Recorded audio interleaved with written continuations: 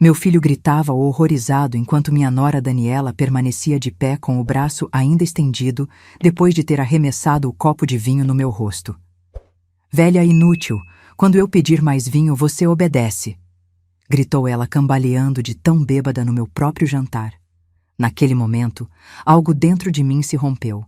Como juíza aposentada, eu conhecia muito bem a lei e sabia exatamente como usá-la para mostrar quem realmente mandava naquela casa. Mas antes de continuar, não se esqueça de se inscrever no canal e escrever nos comentários de qual cidade você está assistindo esse vídeo. Adoramos saber até onde nossas histórias estão chegando. Meu nome é Beatriz, tenho 63 anos e trabalhei durante 30 anos como juíza criminal na cidade de São Paulo.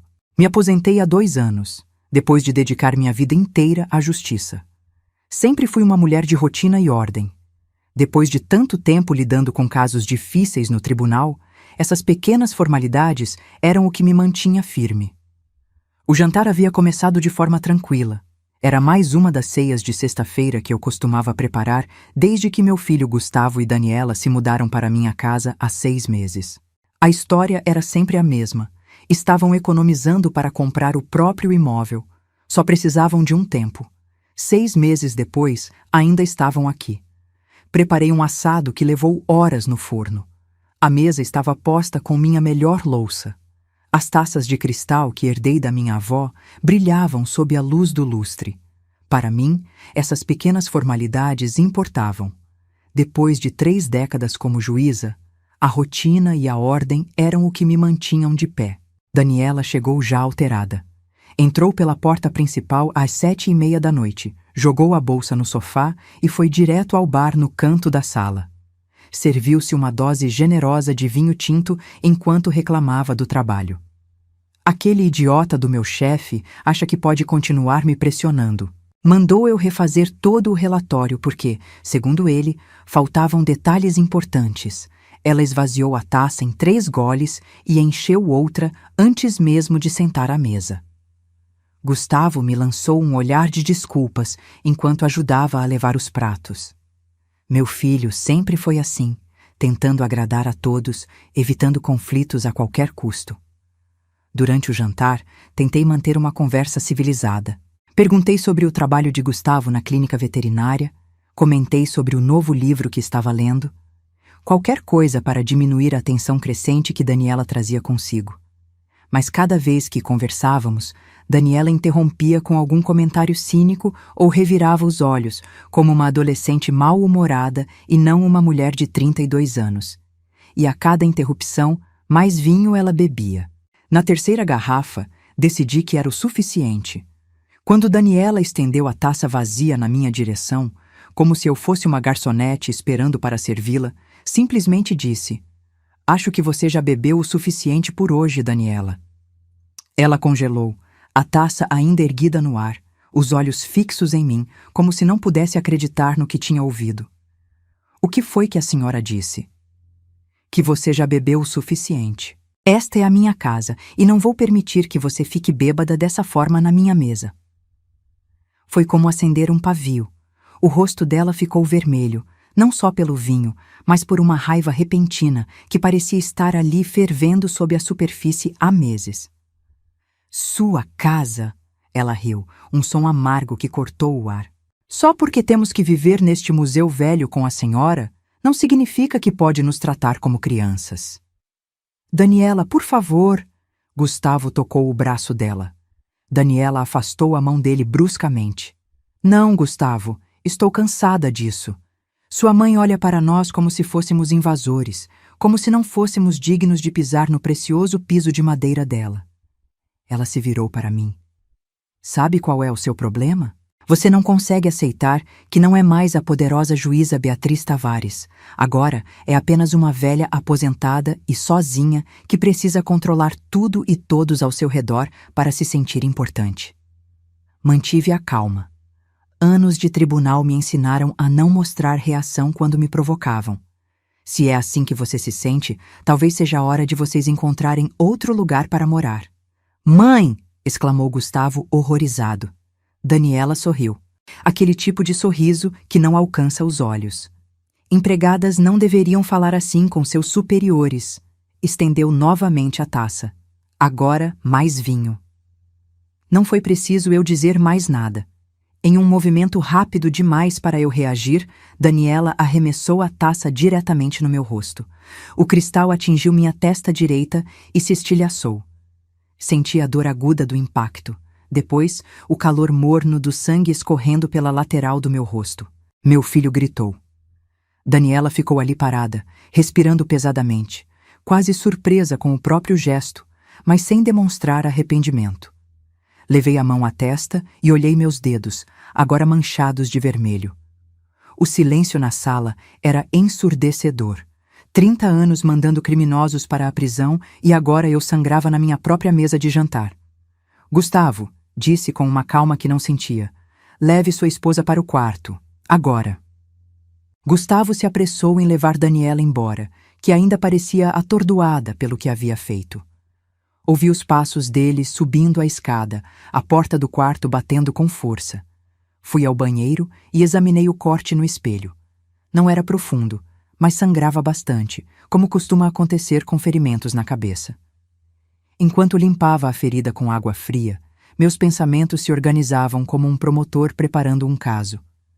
Documentei tudo com meu celular. Fotografei o corte, a mancha de sangue na minha blusa branca, os cacos de cristal no chão da sala de jantar. Recolhi cada fragmento e coloquei em um saco plástico. Evidência. 30 anos no sistema judicial me ensinaram que a evidência é tudo. Naquela noite não consegui dormir. Sentada no meu escritório com uma compressa de gelo contra a testa, comecei a delinear meu plano. Não por vingança. Vingança é emocional, impulsiva. O que eu precisava era justiça. Precisava proteger meu filho e minha casa. Às 6 horas da manhã, com o ferimento já formando um hematoma roxo ao lado, peguei o telefone. Polícia Militar, em que posso ajudar? Quero registrar um caso de agressão. O oficial chegou às 7h30, quando o sol da manhã começava a entrar pelas frestas da cortina. Daniela e Gustavo ainda dormiam, exaustos após a explosão da noite anterior. Abri a porta e o policial, um homem de meia-idade com cabelos grisalhos nas têmporas, se apresentou. Bom dia, senhora. Sou o sargento Silva. Recebi uma chamada sobre uma agressão. Convidei-o a entrar e o levei até a sala de jantar, onde os cacos de cristal ainda estavam preservados em um canto, marcados com pequenas etiquetas numeradas que preparei durante a madrugada insone. Foi aqui que aconteceu. Expliquei mantendo a voz baixa para não acordar os dois no andar de cima. Minha nora arremessou esta taça no meu rosto quando me recusei a servir mais vinho para ela. Ela já tinha bebido demais. Mostrei as fotos no meu celular, o corte na testa, o sangue na blusa. O oficial anotava tudo com expressão profissional, sem julgamento. A agressora ainda está na residência? Sim, dormindo lá em cima com meu filho. A senhora deseja apresentar uma queixa formal? Hesitei apenas por um segundo, pensando em Gustavo. Mas então, lembrei do olhar de Daniela enquanto arremessava a taça, aquela certeza de que poderia me agredir na minha própria casa e sair impune. Sim, oficial, quero apresentar uma queixa formal. Nos sentamos à mesa da cozinha enquanto ele preenchia o boletim de ocorrência. Nome completo da agressora, nossa relação, descrição detalhada do ocorrido. Eu forneci as informações no mesmo tom que costumava usar para ditar sentenças. Claro, preciso, sem emoção visível. Estávamos terminando quando ouvi passos na escada. Gustavo apareceu na porta da cozinha. Os olhos inchados de sono e confusão se transformaram em horror ao ver o policial. Mãe, o que está acontecendo? Antes que eu pudesse responder, Daniela apareceu atrás dele, também confusa. Mas seu rosto mudou rapidamente para raiva quando me viu machucada e o policial sentado à mesa. Que diabos é isso? O oficial se levantou. Senhora Daniela Ferreira, estou aqui para investigar uma denúncia de agressão ocorrida nesta residência ontem à noite. Gustavo me olhou incrédulo. Você chamou a polícia contra a Daniela? Ela me agrediu, Gustavo. Arremessou uma taça no meu rosto e me cortou. Mantive minha voz firme, sem remorso. Foi um acidente. Ela estava bêbada, protestou Gustavo desesperado.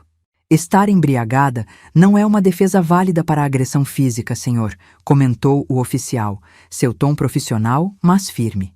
Daniela deu um passo à frente, os punhos cerrados. Você não pode estar falando sério. Isso é ridículo. Foi uma discussão familiar. Uma discussão familiar que resultou em lesão corporal. Respondi tranquilamente. O oficial se dirigiu a Daniela. Senhora, preciso pedir que me acompanhe até a delegacia para prestar depoimento. O quê? Ela gritou. Vai me prender por causa de um copo quebrado? No momento estou apenas solicitando que preste depoimento. Dependendo dos fatos comprovados, a senhora poderá responder por lesão corporal. Gustavo estava chorando agora, alternando olhares de súplica entre mim e o oficial. Por favor, mãe, não faça isso. Podemos resolver isso em família. Olhei para meu filho, sentindo uma pontada de dor que não tinha nada a ver com o corte na testa. Gustavo, já tentamos resolver em família por 6 meses. Ontem à noite, Daniela cruzou uma linha. O oficial pediu que Daniela se vestisse adequadamente para acompanhá-lo. Ela subiu as escadas pisando forte, Gustavo logo atrás implorando que ela se acalmasse. Fiquei sozinha com o oficial por alguns minutos. Ele me olhou com uma expressão que reconheci, aquele tipo de olhar que policiais veteranos dão quando tentam entender a dinâmica familiar por trás de um incidente. Senhora, tem certeza que deseja seguir com isso? Problemas familiares às vezes podem ser... Oficial, interrompi educadamente. Trabalhei 30 anos como juíza criminal. Sei exatamente o que estou fazendo e quais serão as consequências legais. Ele pareceu surpreso. Depois, assentiu com um novo respeito no olhar. Daniela desceu as escadas, agora vestida com calça jeans e camiseta, o cabelo preso em um rabo de cavalo apressado. Gustavo a seguia, ainda chorando silenciosamente. Isso não vai ficar assim, disse Daniela ao passar por mim. Você vai se arrepender de ter feito isso. O oficial a advertiu para não fazer ameaças, o que só aumentou sua raiva. Enquanto a conduzia para fora, Gustavo se virou para mim, os olhos vermelhos de chorar. Como você pôde fazer isso? Ela é minha esposa. E eu sou sua mãe, respondi simplesmente. E esta é minha casa. A porta principal se fechou e o silêncio voltou a reinar na casa. Gustavo me encarou fixamente por alguns segundos, como se não me reconhecesse, antes de subir correndo as escadas. Ouvi a porta do quarto bater com força. Sentei-me na poltrona da sala, subitamente exausta. O hematoma latejava, mas a dor física era quase um alívio comparada à dor de ver o rosto de Gustavo.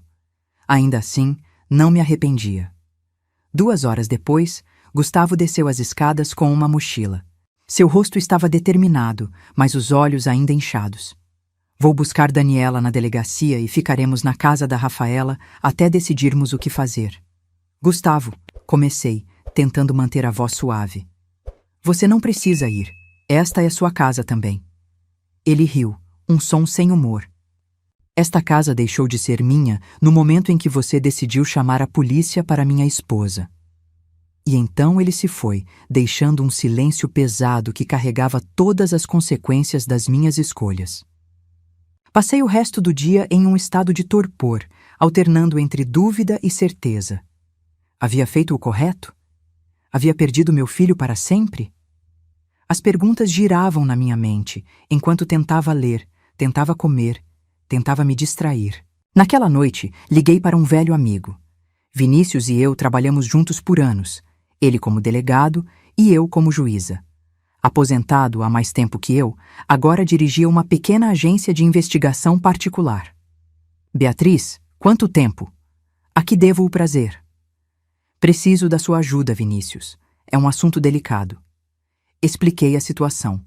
A agressão, a denúncia, a ruptura com Gustavo. Preciso saber mais sobre Daniela. Tenho um pressentimento ruim sobre as finanças deles, sobre como estão realmente vivendo. Vinícius não fez perguntas desnecessárias. Me manda os dados dela. Vou investigar discretamente. 3 dias depois, recebi o primeiro relatório. Sentada no meu escritório, abri o arquivo anexado ao e-mail com apreensão. As descobertas eram piores do que eu imaginava. Daniela havia sido demitida do emprego 3 meses antes. Não estava simplesmente tendo problemas com o chefe, como alegava nos jantares. Estava desempregada, escondendo isso de todos, inclusive de Gustavo. Mas isso era apenas a ponta do iceberg. Daniela tinha 5 cartões de crédito, todos no limite, totalizando uma dívida de quase R$ 80 mil. Pior ainda, 2 desses cartões estavam em nome de Gustavo, provavelmente abertos com procuração ou usando os dados dele sem seu conhecimento. O relatório também mostrava algo que me alarmou genuinamente. 3 saques significativos da conta de previdência privada de Gustavo nos últimos 2 meses, somando R$ 40 mil. Para realizar esses saques, Daniela precisaria ter acesso às senhas de Gustavo ou ter falsificado sua assinatura. Havia mais. Pequenas queixas em lojas por cheques sem fundos, uma notificação de despejo de um apartamento anterior que eles nunca mencionaram e, o mais preocupante, conversas capturadas em redes sociais onde Daniela falava com amigas sobre herdar uma casa em breve quando a velha bater as botas. A velha. Eu. Senti uma onda de náusea. Liguei novamente para Vinícius. Preciso que continue investigando, especialmente os saques da Previdência. Se conseguir provas concretas de que Daniela agiu sem autorização de Gustavo, podemos estar falando de crimes financeiros. Estou nisso. E Beatriz, tenha cuidado. Se essa mulher está desesperada financeiramente e acredita que pode herdar algo de você, bem... Ele não precisou terminar a frase. Uma semana depois, recebi uma ligação inesperada. Era Gustavo. Mãe, sua voz soava exausta, quase irreconhecível. Precisamos conversar. Combinamos de nos encontrar em uma cafeteria neutra, longe tanto da minha casa quanto do apartamento da amiga onde estavam hospedados. Cheguei 15 minutos antes, escolhendo uma mesa no canto onde poderíamos ter alguma privacidade. Gustavo entrou pontualmente. Estava mais magro, com olheiras profundas que ele não conseguia ocultar completamente. Usava um suéter de gola alta apesar do calor do dia, algo que imediatamente ativou meus alarmes internos. Você está bem? Perguntei assim que ele se sentou. Estou lidando com a situação, respondeu evitando meu olhar enquanto pegava o cardápio. Pedimos café. Preto para mim, com leite para ele como sempre. Quando a garçonete se afastou, ficamos em um silêncio desconfortável. Nenhum de nós sabendo exatamente como começar. Estamos há quase 2 semanas na casa da Rafaela, disse finalmente. O sofá está acabando com minhas costas e a paciência dela está se esgotando. Vocês podem alugar um lugar, sugeri mantendo minha voz neutra, sem acusação. Gustavo soltou uma risada amarga. Com que dinheiro? Meu salário mal cobre nossas contas básicas.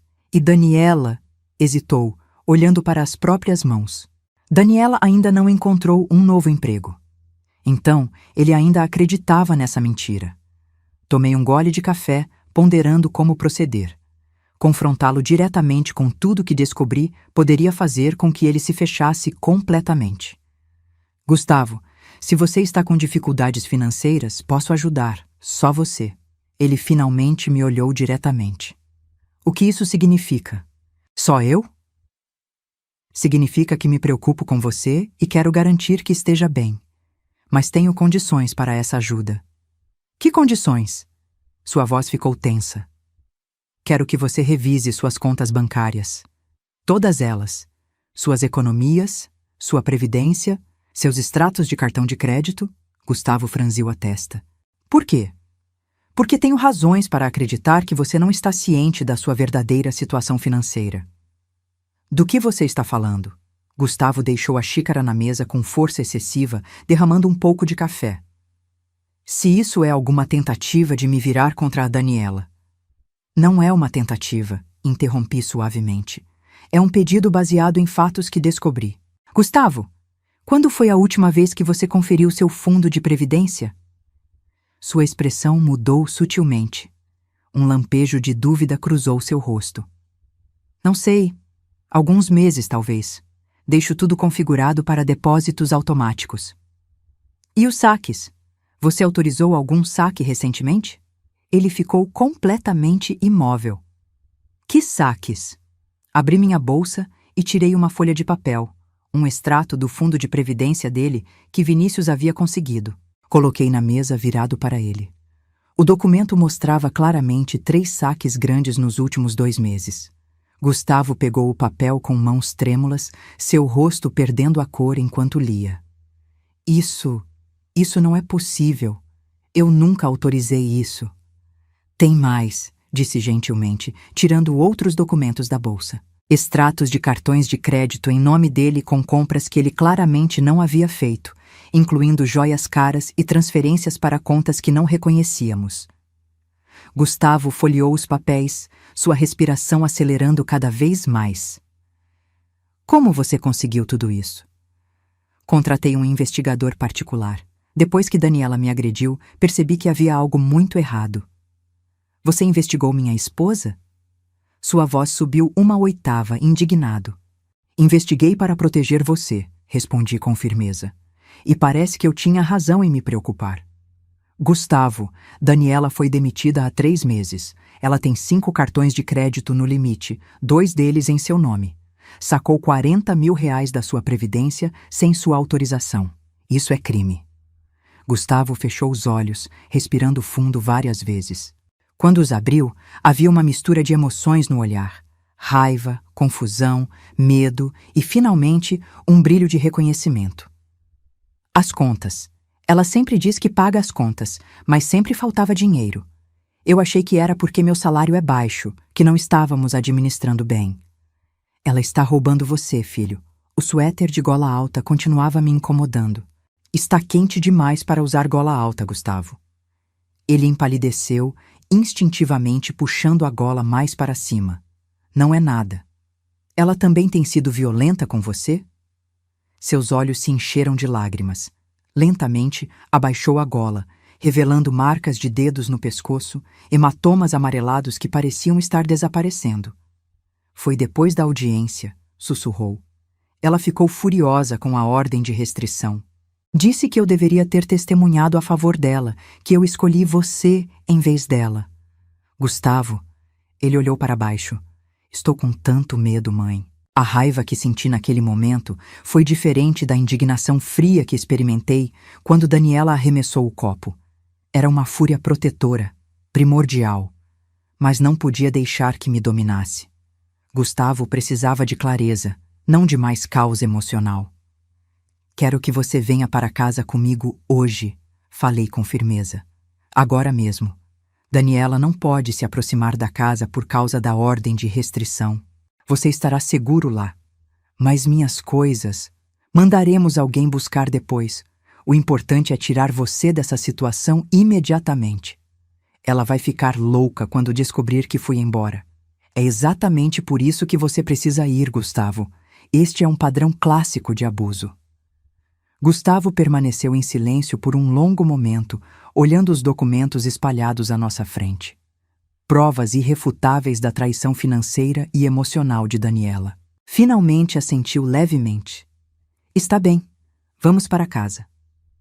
No caminho de volta, Gustavo permaneceu em silêncio, olhando pela janela. Só quando estacionei na garagem, ele voltou a falar. Como deixei isso acontecer? Como não percebi? O abuso raramente começa de forma óbvia, respondi desligando o motor.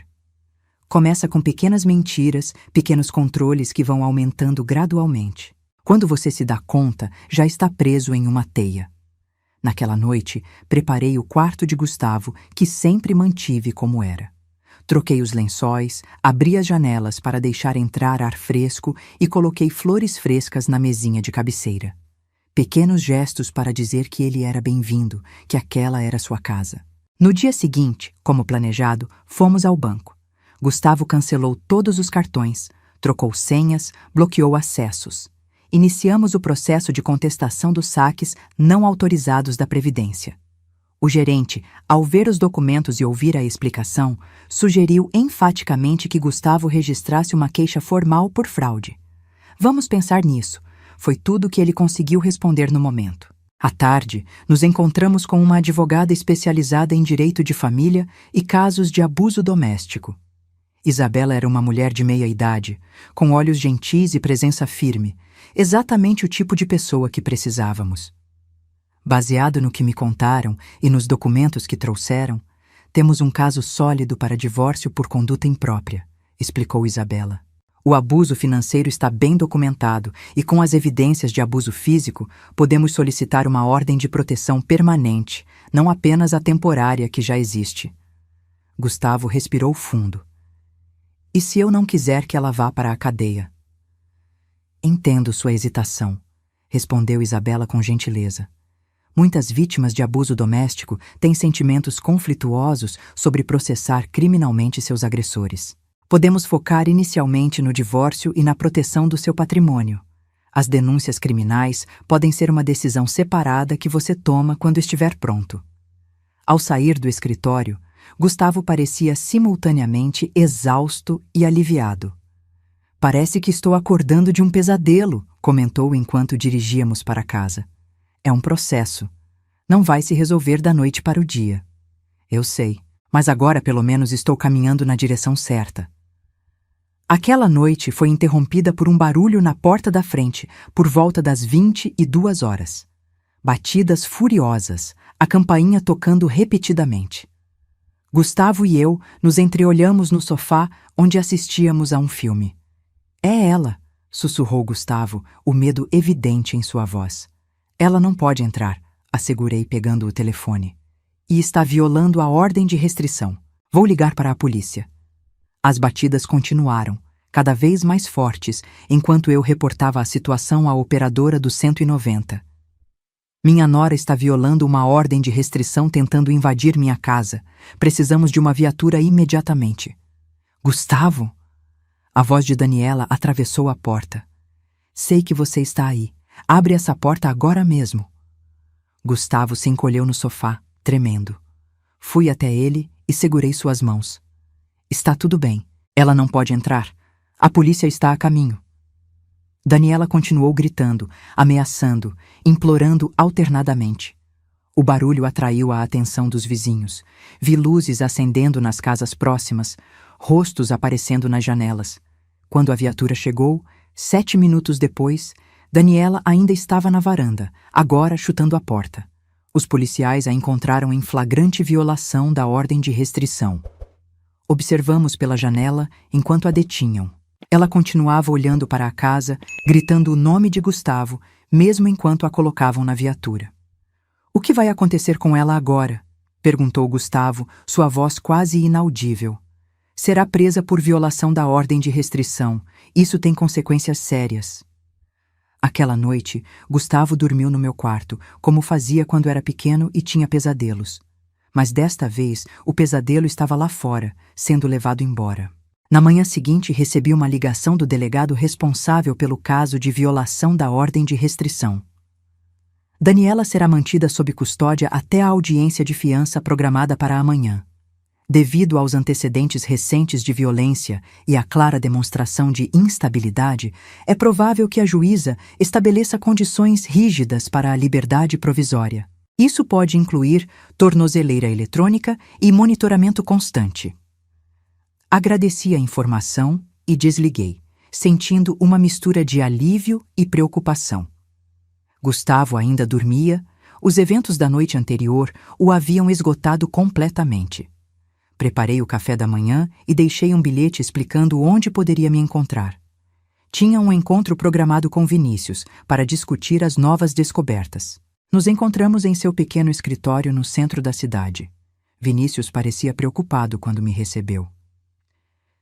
Beatriz, descobrimos mais coisas sobre Daniela, coisas que você precisa ver. Abriu uma pasta e espalhou documentos sobre a mesa.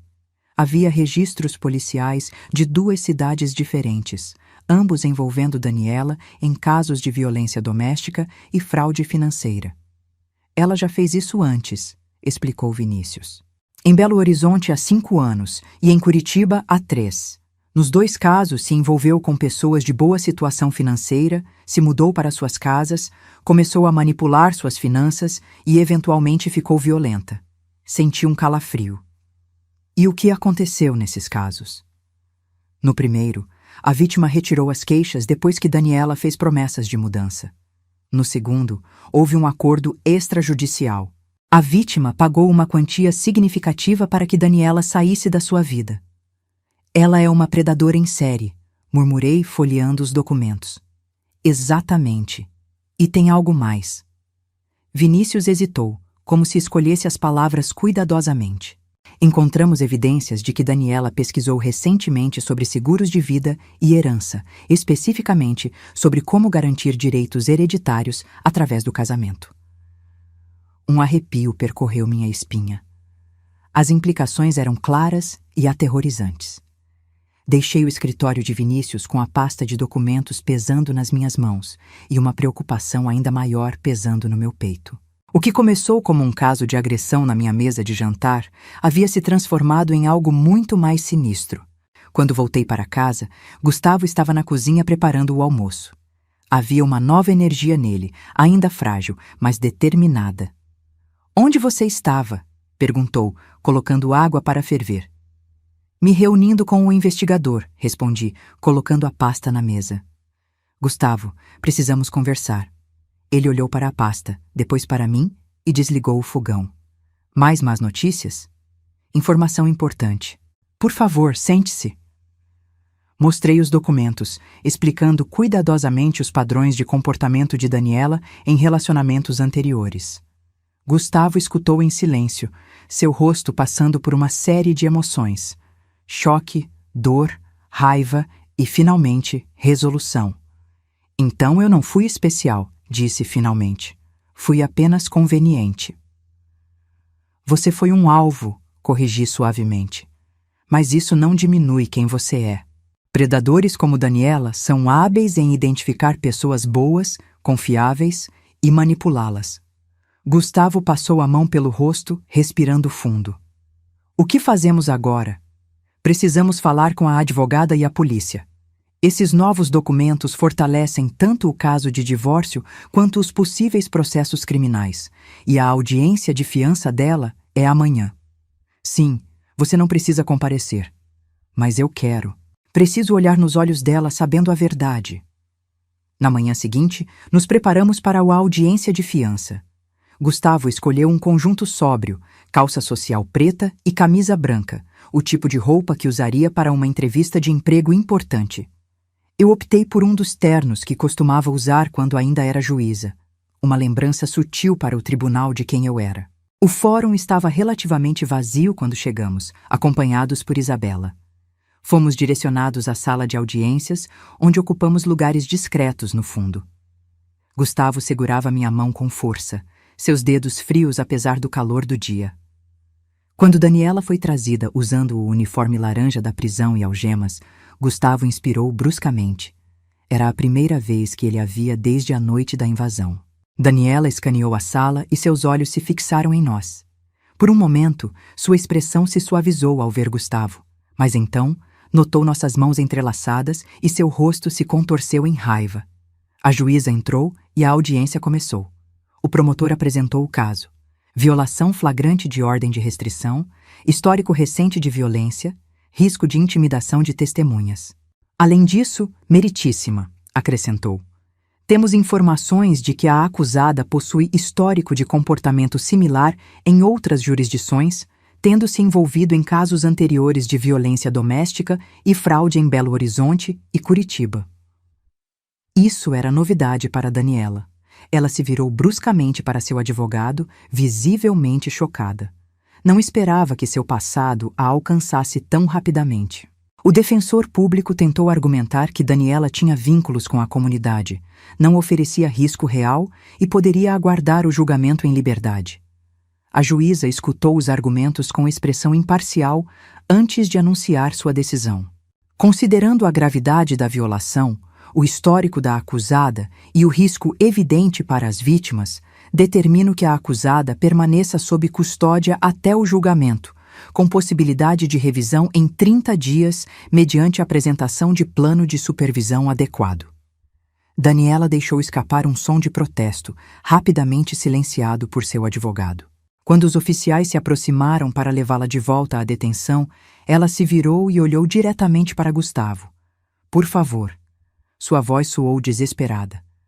Gustavo, não deixe isso acontecer. Eu te amo. Podemos consertar isso. Gustavo não desviou o olhar. Permaneceu firme, olhando diretamente nos olhos da mulher que o havia traído e abusado por meses. Não disse nada. Apenas observou enquanto Daniela era conduzida para fora da sala. Passou um mês. O caso criminal contra Daniela avançava lentamente, como é típico no sistema judiciário. Ela permanecia detida, tendo sido negada uma segunda solicitação de liberdade provisória quando novas evidências de suas atividades anteriores vieram à tona. Gustavo havia iniciado terapia 2 vezes por semana, trabalhando para entender o que o havia tornado vulnerável ao abuso e como construir relacionamentos mais saudáveis no futuro. Uma tarde de sábado, enquanto preparávamos o almoço juntos, atividade que se tornara um ritual reconfortante, o telefone tocou. Era a advogada Isabela. Tenho notícias. O advogado de Daniela entrou em contato propondo um acordo. Gustavo colocou o telefone no viva-voz para que eu também pudesse ouvir. Que tipo de acordo? Ela se declara culpada dos crimes financeiros e da violação da ordem de restrição em troca de uma sentença reduzida. 2 anos de prisão seguidos de 3 anos de liberdade condicional supervisionada. Também aceita um divórcio sem contestação, renunciando a qualquer reivindicação sobre seus bens ou sobre a herança futura de sua mãe. Gustavo me olhou, seus olhos buscando orientação. O que você acha? É sua decisão, Gustavo. Mas 2 anos de prisão mais 3 de condicional é uma sentença significativa. E o mais importante, ela estaria admitindo legalmente o que fez. E se não aceitarmos? Perguntou Gustavo a Isabela. Vamos a julgamento. Com as evidências que temos, acredito que podemos obter uma condenação mais severa, talvez 4 ou 5 anos de prisão. Mas julgamentos são imprevisíveis e você teria que testemunhar, reviver tudo publicamente. Gustavo respirou fundo. Posso pensar? Claro. Nos deram um prazo de 3 dias para considerar a proposta. 2 dias depois, Gustavo me pediu que o acompanhasse ao escritório de Isabela. Havia tomado sua decisão. Quero aceitar o acordo, anunciou assim que nos sentamos. Não porque seja mais fácil, mas porque é suficiente. 2 anos de prisão, 3 de condicional, um divórcio limpo e o reconhecimento legal da culpa dela. É justiça sem ser vingança. Isabela sorriu. Acho que é uma decisão sábia, Gustavo. Vou comunicar ao promotor e ao advogado dela imediatamente. O processo foi surpreendentemente rápido depois disso. 1 semana depois, comparecemos ao tribunal para a audiência onde Daniela aceitaria formalmente o acordo. A juíza revisou os termos detalhadamente antes de se dirigir à acusada. Senhora Daniela Ferreira, você entende que, ao se declarar culpada, está admitindo ter cometido os crimes de fraude financeira, agressão e violação de ordem judicial? Sim, meritíssima, respondeu Daniela, sua voz mais rouca do que eu lembrava. E está fazendo isso voluntariamente, consciente das consequências? Sim. Muito bem. Este tribunal aceita sua confissão de culpa e a sentença a 2 anos de reclusão, seguidos de 3 anos de liberdade condicional supervisionada. A juíza bateu o martelo, finalizando a sentença. Enquanto os oficiais se aproximavam para levá-la, Daniela se virou para nós por última vez. Gustavo, chamou, ignorando as advertências dos guardas. Me desculpa por tudo. Gustavo não respondeu. Apenas segurou o olhar dela por alguns segundos antes de desviar. Era o fechamento que ele precisava. Os dias seguintes trouxeram uma rotina quase terapêutica. Durante o dia, nos ocupávamos dos assuntos legais, reuniões com a advogada, visitas ao banco para resolver as questões financeiras. À noite, pintávamos o quarto de Gustavo, uma atividade que ele havia decidido fazer como símbolo de recomeço. Ele escolheu um azul suave, quase celeste. A cor do céu depois que a tempestade passa, como ele descreveu. 2 semanas depois de receber a devolução dos 40 mil reais da Previdência, Gustavo veio até mim com uma ideia. Mãe, estive pensando. Passei por tudo isso e quase não percebi os sinais. Quantas outras pessoas estão passando pelo mesmo e não sabem que estão sendo abusadas financeiramente? Muitas, infelizmente, respondi. Quero criar algo, um projeto para ajudar vítimas de abuso doméstico, especialmente o financeiro, que é tão invisível. Orientação sobre como identificar os sinais, como se proteger legalmente, onde buscar ajuda. Olhei para meu filho, sentindo um orgulho profundo. Ele estava transformando sua dor em propósito. Acho uma ideia maravilhosa, Gustavo. Como posso ajudar? Nos meses seguintes, Gustavo se dedicou ao projeto com uma paixão que eu não via nele há anos. Chamou de Recomeços Seguros.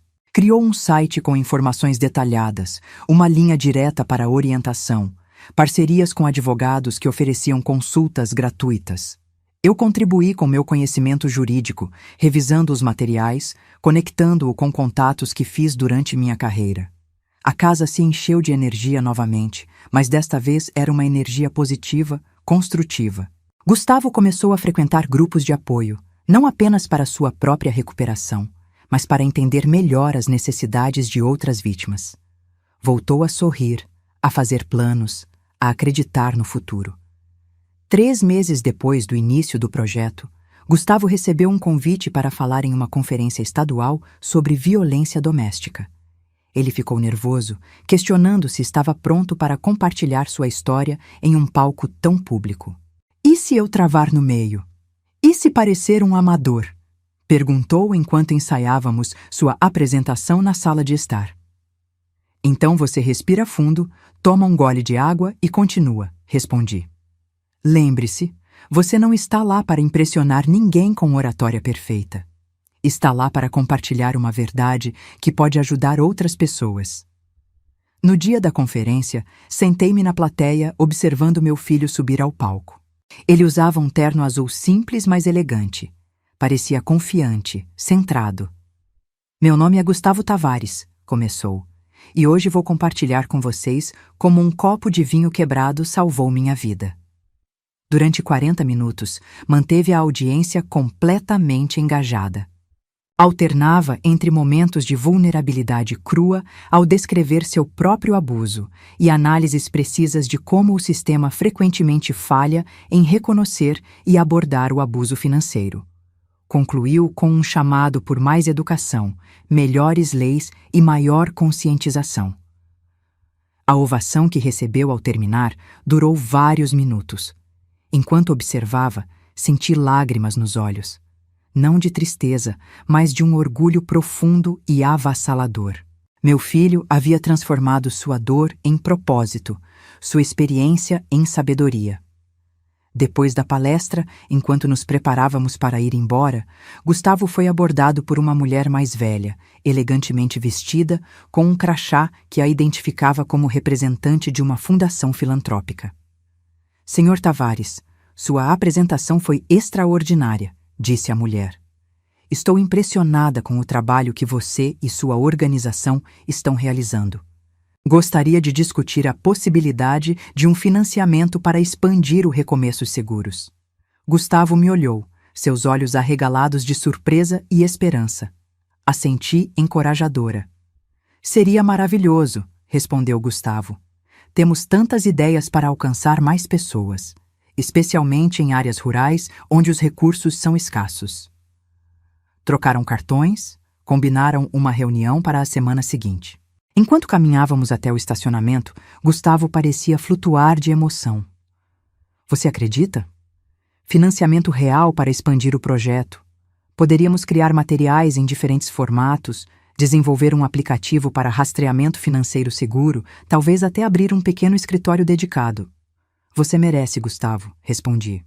Trabalhou duro e está fazendo diferença na vida de tantas pessoas. Ele parou subitamente no meio do estacionamento e me abraçou. Um abraço forte, cheio de gratidão. Nada disso teria sido possível sem você, mãe.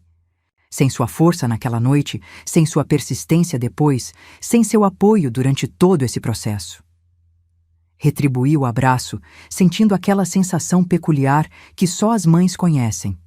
Orgulho e nostalgia simultaneamente, vendo seu filho crescer além do que jamais poderia ter imaginado. Você sempre teve essa força dentro de você, Gustavo. Só precisava redescobri-la. Naquela noite, enquanto dirigia de volta para casa sozinha, Gustavo havia ido direto ao seu apartamento, refletir sobre os eventos do último ano. A agressão com o copo, a denúncia, a descoberta dos crimes financeiros, a prisão de Daniela, a recuperação gradual de Gustavo e agora este novo capítulo promissor. Era impossível não pensar em como um momento de violência, terrível como foi, havia desencadeado uma série de eventos que trouxeram não apenas justiça, mas também cura e propósito. O copo quebrado havia despedaçado mais que cristal. Naquela noite, quebrara o poder que Daniela tinha sobre Gustavo, as mentiras que construíram seu relacionamento e a ilusão de que o abuso só acontece com outras pessoas. No lugar, havíamos construído algo novo e mais forte, um vínculo renovado entre mãe e filho, um propósito compartilhado de transformar nossa própria experiência traumática em esperança para outros. Estacionei na garagem, entrei em casa e acendi as luzes. O silêncio me recebeu, mas não era mais um silêncio opressivo. Era um silêncio pacífico de uma vida que havia atravessado a tempestade e encontrado serenidade do outro lado. Preparei um chá e me sentei na varanda, observando o céu estrelado. Lembrei das palavras que Gustavo disse depois da palestra. Às vezes precisamos nos quebrar completamente para nos reconstruir mais fortes. Como aquele copo de cristal, nossa família havia se estilhaçado momentaneamente. Mas o que construímos a partir dos fragmentos era mais resistente, mais autêntico e infinitamente mais precioso do que tínhamos antes. E você, no meu lugar, o que teria feito? Conte nos comentários. E não deixe de assistir ao próximo vídeo que está aparecendo na sua tela agora, porque traz uma reviravolta emocionante que vai te surpreender.